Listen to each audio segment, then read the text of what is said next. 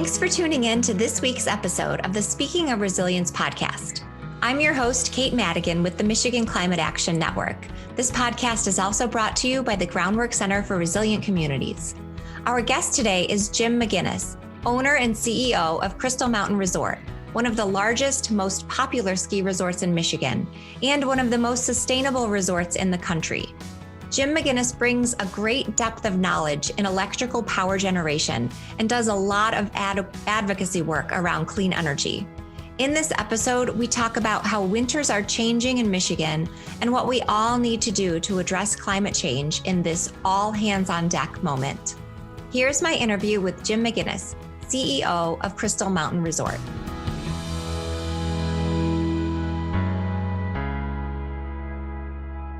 So thank you so much for joining us today on the podcast, Jim McGinnis. Well, I'm glad to be here. You're doing some good work, so it's good to be a part of it. Thank you. So as we begin our conversation today about how winter is changing in Michigan, I'd like to start by talking about what winter means to us Michiganders and to others in the Midwest and in the North.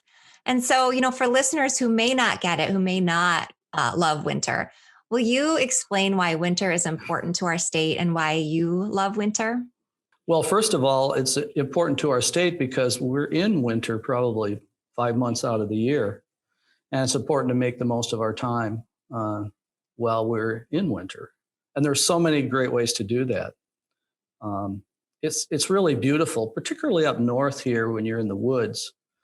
You can see nature in a different perspective. You can see snow on the trees. When you're cross-country skiing, you're out there by yourself. It's just silence, solitude. It's like, you can think. You can think about things maybe you haven't had time to think about during a busy day. The quiet. And then there are recreational activities too. You have cross-country skiing, downhill skiing, snowmobiling, ice fishing, ice skating. And we have many of those here at Crystal Mountain. And for example, once people are just chomping at the bit for us to get the ice skating rink open. So that's very popular. And the same with cross-country trails and downhill trails. We'll probably ski over 200,000 people this year in downhill skiing. Wow. And so it's very popular. It's beautiful. I mean, and going up on the top of the mountain, it's just I mean, if you like nature, getting out in the winter and just looking around at the beauty of nature, it's powerful. It's a great experience. Yeah. That's a great answer. And I love how you talk about that. We have winter here for 5 months of the year. So you kind of have to get out there and enjoy it. And when I think about winter, I think about skiing, cross-country skiing with my family or building snowmen or going sledding. And those are where you make the memories out in the snow and having ice to walk across an inland lake. Like those things are really important to be able to enjoy it. And in doing some research for this episode, I just want to point out that winter tourism generated over $3 billion in Michigan in 2019. So the industry is a huge industry, really important to Michigan as well. So of course it's changing. There was an article in the Detroit Free Press in January that summarized how Michigan winters, as generations of us have known them, may be coming to an end.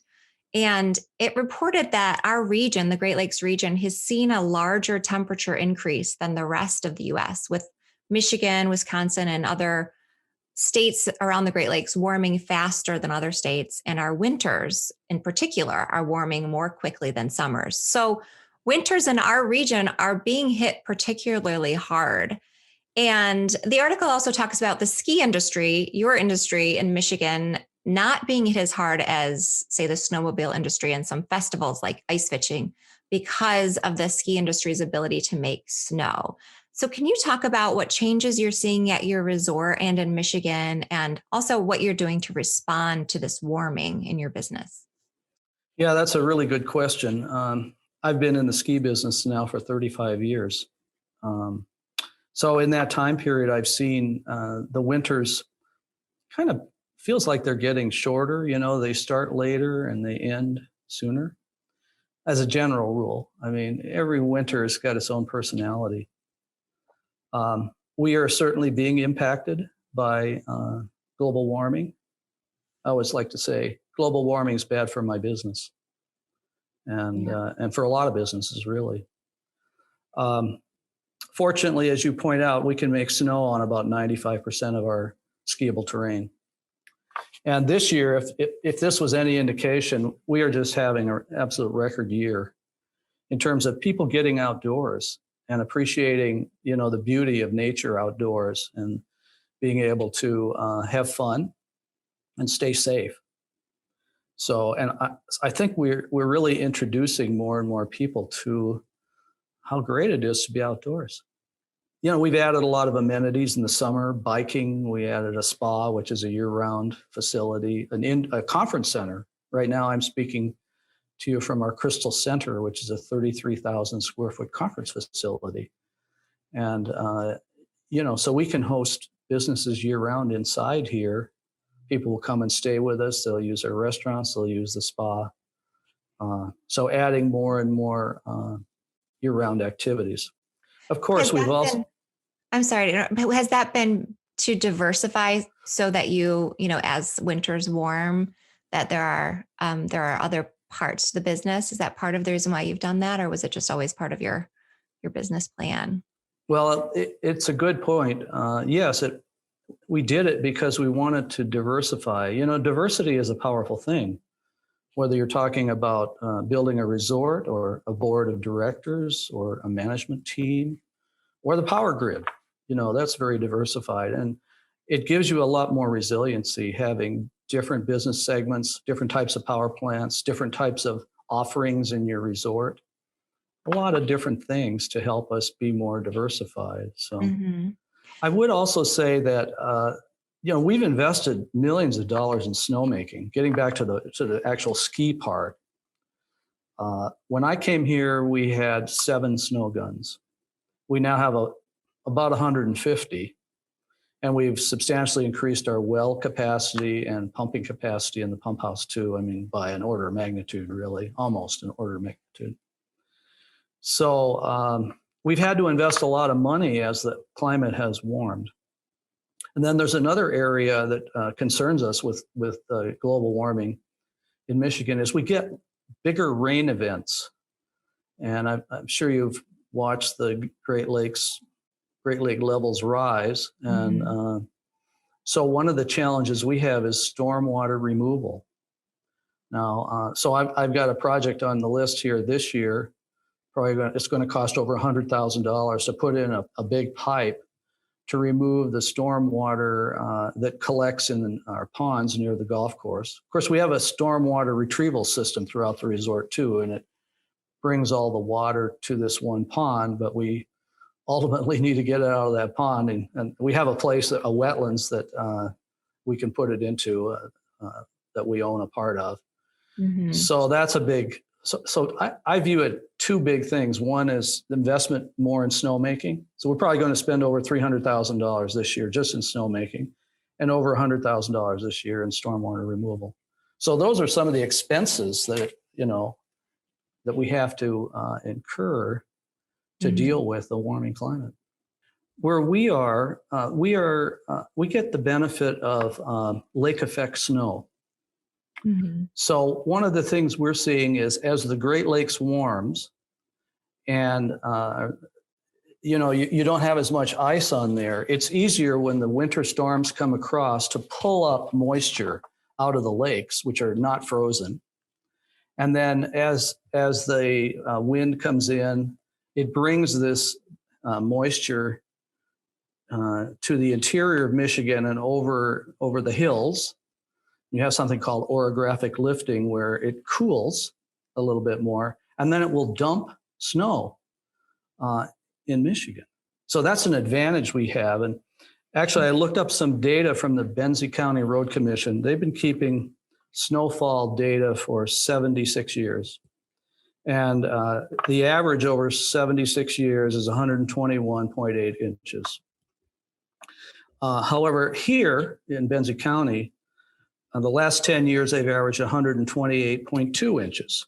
And then also, out of the 6 highest snowfall years over the last 76 years, 2 out of the 6 have been in Benzie County here, have been in the last 10 years. So actually, we are seeing more snow, generally speaking, and that's not the same. And ultimately, that's going to change, of course, as we warm more. But so that's an advantage we get here with the lake effect snow. You raise a really good point about how right now, I didn't realize that right now in Benzie County, we're actually seeing a greater snowfall because, as you explained, the lake affects snow and the lakes are not freezing as a result of climate change. But yeah, what do you think this will look like in 10 or 20 years? I mean, I know scientists are modeling that even with low climate emissions scenarios, snow in Michigan is going to continue to decrease about 15% by the end of this decade. So are we in a kind of a sweet spot where for the snow industry where we're getting more for the ski industry, we're getting more snow now? Do you see that starting to decline? Well, I think we're going to continue to invest in snowmaking.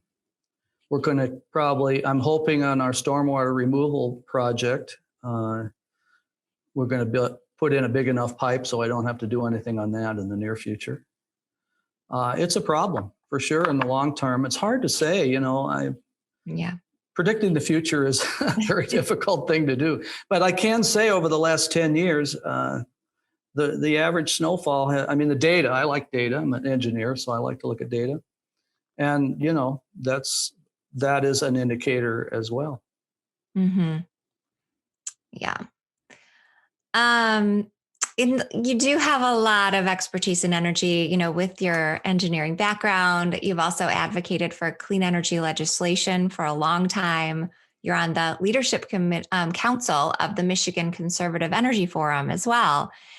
And so I'd love to talk about that a little bit. In our current political climate in particular, unfortunately, clean energy and climate change has been politicized and is seen by some as a partisan issue. The Michigan Conservative Energy Forum is really a leading the conservative movement for clean energy in Michigan. So can you talk about how renewable energy really fits in with the core value of conservatives from your perspective? Yeah, it's a really good question. It has been politicized, unfortunately, in recent years. Well, it has been for quite a while, too. I guess I would begin by saying that we need all hands on deck, as you're an expert as well in dealing with this climate change issue. So we need Democrats, independents, conservatives. We need the conservatives, to help us figure this out because we can't do it alone. Okay. No party. First of all, it shouldn't be political. And really no party would have the solution. It's an all hands. It's a big enough problem. It's a world problem. And we need all hands on deck. It's a serious problem. So that's why I got involved with the Michigan Conservative Energy Forum. I was invited to do that. I would also say that, when I think of conservatives, I think one of my favorite conservatives is Governor Bill Milliken, who I know you know or knew. Yeah. And he and his wife, they were real models, I think, for good governance and sound, long, lasting conservative principles. And so that's the kind of conservatism that I like to espouse. I know he fought for principles of budgeting, equal opportunity,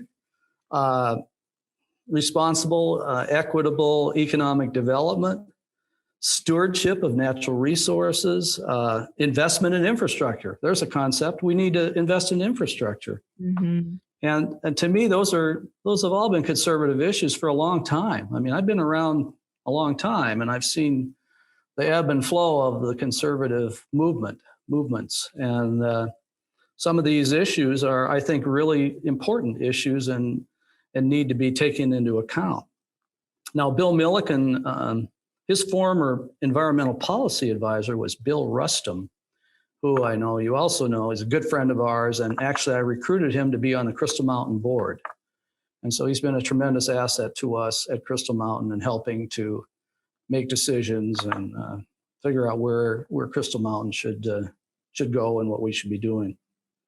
He did a wonderful eulogy for Governor Milliken in October of, I think it was 2020, at the auditorium there in Interlochen. And I would urge, it's online, you can read the eulogy, but it was absolutely wonderful. And I would urge people to read the values of Governor Milliken and Helen Milliken. Yeah. As far as you mentioned engineers, yep, I'm an engineer, and you know, we all have our strengths and weaknesses, so that brings both strengths and weaknesses to my perspective. But what we do as engineers is we try to apply the principles of math and physics and science to problems, and we try to solve the problems on the ground. So it's one thing to talk about them, theorize them. You know, I love reading theoretical papers about science. I read a lot of science papers. It's fun, interesting. It's a lot of new information. But one of the things I really like about working at Crystal Mountain is we can take that knowledge and we can actually put it on the ground. We can, as we say at the Michigan Conservative Energy Forum, put steel in the ground. It's important. And if you look at President Biden's and actually Energy Secretary Granholm's concerns and interests, she wants to put steel in the ground right away. We need that, okay? So that's something I can do, or we can do here in our business. And that's one of the things that's exciting about operating a business like this, which we have so many opportunities to make a difference, make changes. And it's hard to do them fast enough because there's a lot needed. As far as other conservative principles, I think reducing waste is a big one. And when you look at fossil fuel plants, for example, like a coal plant, a typical coal plant wastes about 2/3 of the energy that's put into it. Even a gas turbine combined cycle plant, which are very efficient these days in terms of fossil fuel plants, they waste 40% of the energy put into them. So that's a wasteful system. So we need to get away from waste. And, conservatives have long avoided waste. I know as a business owner, most business owners don't like waste. I can tell you that. It's just, we have a certain number of resources and to throw them away, we don't want to do that. The other thing we like to do is look at low-cost solutions. And people have long said, oh, well, hey, renewable energy is too expensive. Well, it's not really. I mean, they're comparing the cost of a renewable energy plant with a fully amortized coal plant that might be 40 years old. And to replace that coal plant, the cost would be, much higher than the cost of a renewable energy plant. So why not go with something that's more cost effective? Mm-hmm. So we can provide low cost solutions for our people who are our business people, our residential ratepayers. We don't want them to have to pay the high price, and renewable energy is a low cost solution. And it's not just renewable energy. I mean, it's a complicated matrix of generation and transmission, but that's the low cost way to do it. And most people don't realize that if you're going to replace a coal plant, it's going to be a lot more expensive than it was 40 years ago when it was built. Mm-hmm. Yeah, the economics are certainly changing around renewable energy and fossil fuel energy. That's a great answer. Thank you. And I think I sense that things are changing and that I'm hopeful that it will be less polarized, less of a political climate, and clean energy will be less of a political issue, especially if you look at polling of young conservatives. There's really an increased concern about climate change and support for clean energy. Are you seeing that as well? Are you optimistic for more support for climate and clean energy on both sides of the aisle in the future? Oh, I definitely am. I mean, we're seeing it. I mean, I think it's changed from, oh, hey, climate change that's a hoax. I think generally speaking, it's changed from that, the business community and a lot of the people I know, to, okay, how are we going to solve this? We know it's around, we can argue about what causes it, but it's a problem. Look what just happened in Texas. Mm-hmm. And I sent you an article this morning about Hewlett Packard. They're going to move their big plant. They have a big, I forget what they do there, but a big plant in Houston. They're going to move it to the Midwest because they spent millions of dollars having to repair it after, I think it was Hurricane Harvey. Mm-hmm. And they recognize that down in that area, that their assets are going to be hurt. They're going to be flooded. And that's expensive, and that's not good for stockholders. So they're moving their big plant to Wisconsin. And so I think you're going to see more and more recognition of that. And so what I try to do when I talk to conservatives who maybe are doubtful, I try to establish a rapport with them on things we agree on. For example, like, we can pretty much agree on nuclear power is low carbon. You could talk about the pluses and minuses of nuclear power, but it is low carbon. And I like to try and get there, where are they coming from? I mean, what information do they have? It's a dialogue. Hopefully it doesn't turn into an argument, but that's not always the case. But it's a dialogue. Where are you, what are you getting your information on? And mm-hmm. So and we talk about intermittency. Well, hey, renewable energy plants are intermittent. Well, so are nuclear plants, so are coal plants, so are gas turbine plants. And they just have, some of those have less intermittency, but there are solutions to dealing with the greater intermittency of renewables, using storage, using transmission, demand response. I mean, there are lots of ways to deal with it. You just have to flip a switch on your brain and think about it differently. Mm-hmm. So I try to have those kinds of discussions with people, and we approach it at MCEF. We approach it a little differently in terms of some of the marketing campaigns, that sort of thing. I could think of one they did. They had a picture of a guy who owned a farm, and he kind of looked like the Marlboro Man. And he said he had a big wind turbine in the backyard there. And he says, I don't want somebody telling me what kind of crop I can plant on my land. And I thought, you just have to kind of change some of the communication a little bit on, Mm-hmm. To really appeal to the values of some of the conservative values.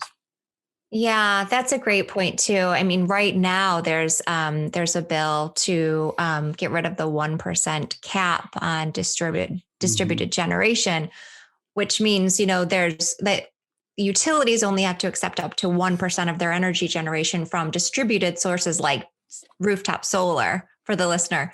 And so that really gets to, a person's right to be able to put solar Right. on their home or their business, which is appealing, I think, to a lot of conservatives as well. Yeah, that's a perfect example. Absolutely. We need to remove that cap. We do. We absolutely do. Even though I would be the first to admit that building large renewable plants, there are some cost benefits of that, doing things on a large scale, economies of scale. I mean, I think that's pretty commonly known, but you don't, everything is not a cost decision, in my view. I mean, in my business, I spent a lot of time as a financial analyst over the years. I used to develop power plants in my other life. And when we make a decision here, of course we do a financial analysis. I mean, I love pushing the numbers around, but more often than not, the decision doesn't just hinge on the numbers. And there are other factors, such as the strategy of your business, taking the long view, looking out and trying to decide, hey, okay, this is a little more expensive now, but look at the benefits. I'll give you an example. We built a $5 million spa. And I was talking with my accountant one day, and he says, hey, by the way, he says, how many massages does it take to pay for a $5 million spa? I laughed. I said, well, that's a good question. But I said, really, here's how it works. We use systems thinking here. We look at the whole system. where the sum of the where the benefits are greater than the sum of the individual costs. And I said, we sell more rooms. We could charge more for rooms. We host conferences and weddings that we would never get if we didn't have a spa. We host golf packages that we would never get if we didn't have a spa. We host skiers that come and spend a lot of money with us in the winter that would go somewhere else if we didn't have a spa. We sell real estate here. We do real estate development. We sell millions of dollars of real estate that we never would sell if we didn't have a spa. And oh, by the way, we do massages too. Well, and I think part of the reason that you invested so much is because of your sustainability as well. I mean, you've really invested a lot in sustainability at Crystal Mountain. Can you talk about that and what you've done over the years? Yeah, I guess I'd start out by saying there's a lot more we need to do.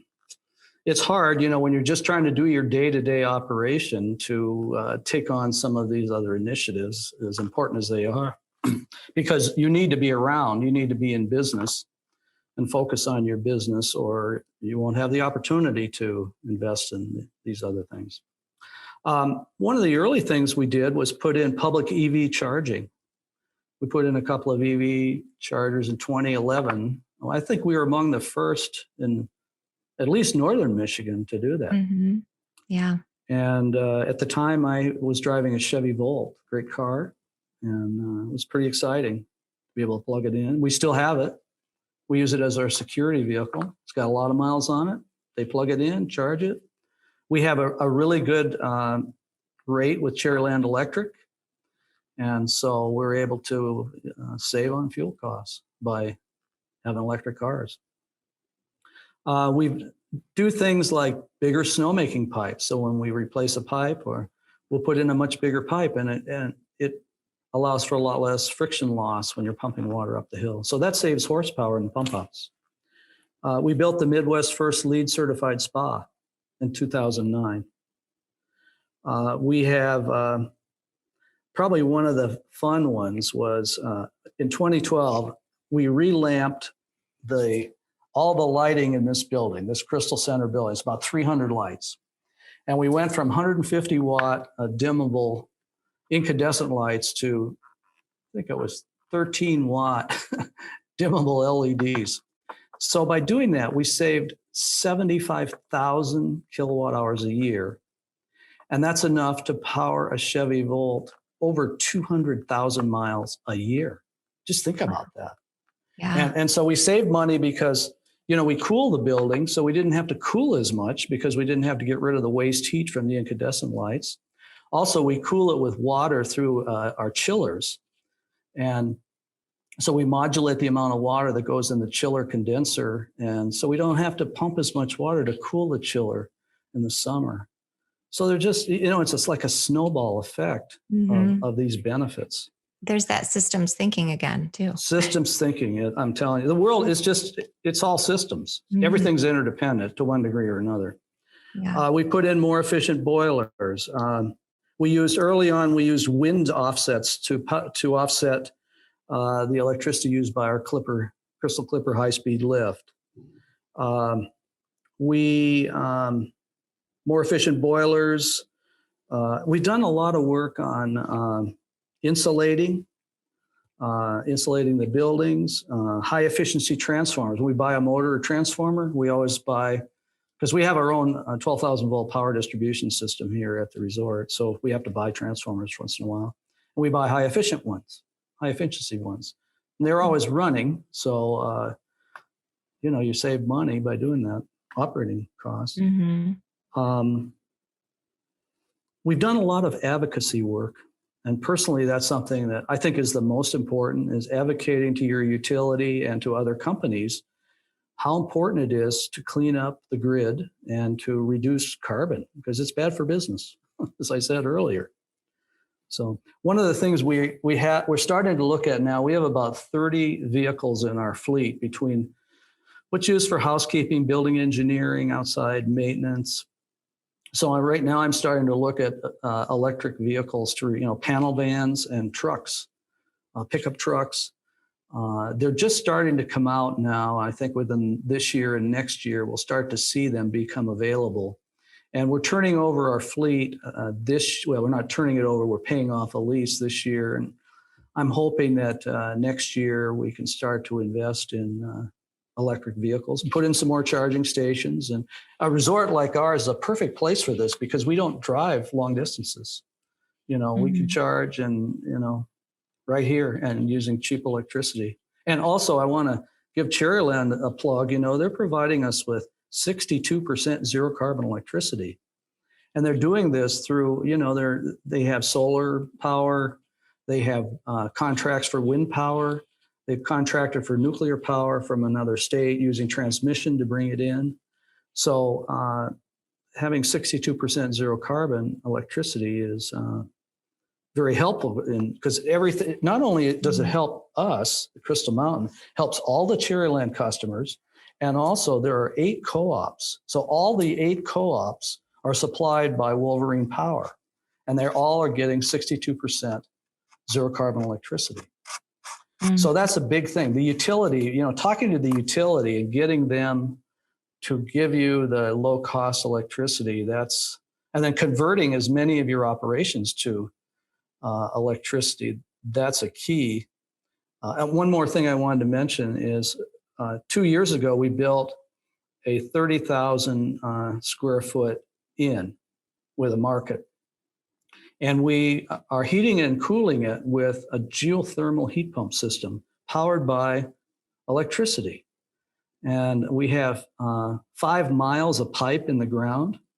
We have something like 24 wells that go down 475 feet. And we have 13 heat pumps. And so we pull 50-degree heat out of the ground. And so we're already ahead of the game. We're pulling heat out of the ground. And so we don't have to heat it up that much more to get it to the temperature, 70 degrees for living. And then in the summertime, we pull the heat out of the buildings and put it back in the ground.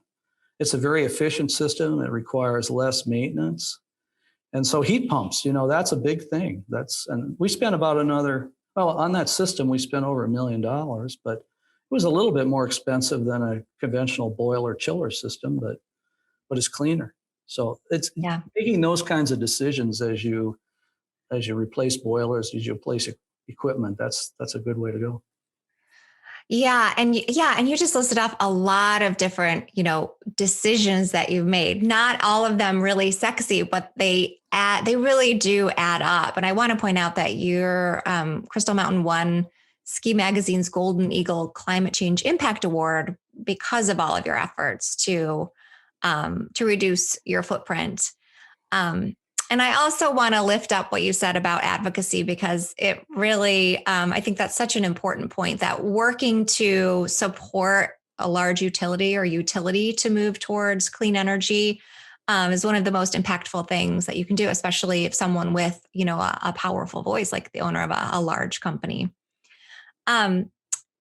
The geothermal and talking about heat pumps, that's a great segue into the next question I wanted to talk to you about. I mean, we're seeing this transition to technologies like this that are, as we need to transition off of fossil fuels to meet our governor's goal to be carbon neutral by 2050, and President Biden's goal to be to 100% renewable by 2035. How optimistic are you about Michigan's ability to achieve those goals?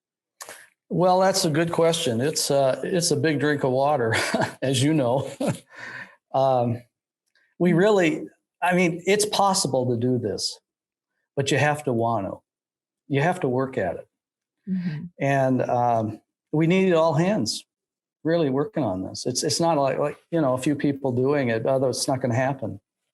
You have to have everybody involved. And one of the things that I do want to mention in my service at the Utility Consumer Participation Board, over the years watching what's happened in Michigan, I've seen a lot of what I call parochialism. It's like, oh, we're just going to do this for Michigan.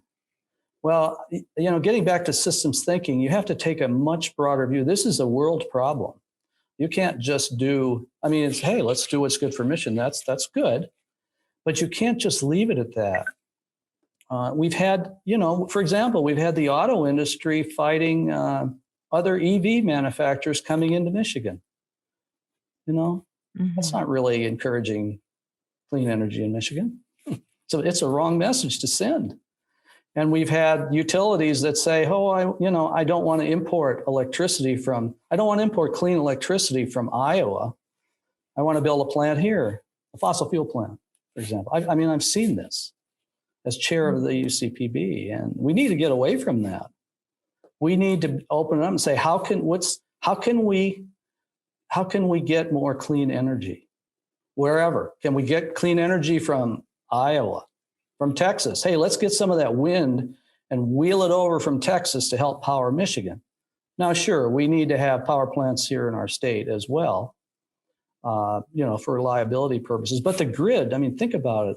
The grid is a pretty reliable thing because it's more than just, you're relying on more than just one plant.